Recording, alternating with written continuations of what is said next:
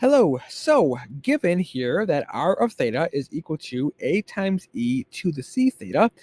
implies that the derivative r prime of theta is equal to a times c times e to the c theta. Now we get that our arc length L is going to be equal to, well, the integral going from negative infinity to theta 1 of the square root of a squared times e to the 2 c theta plus a squared times c squared times e to the 2 c theta d theta,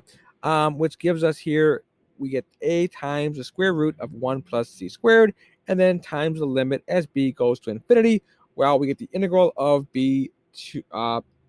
from b to theta 1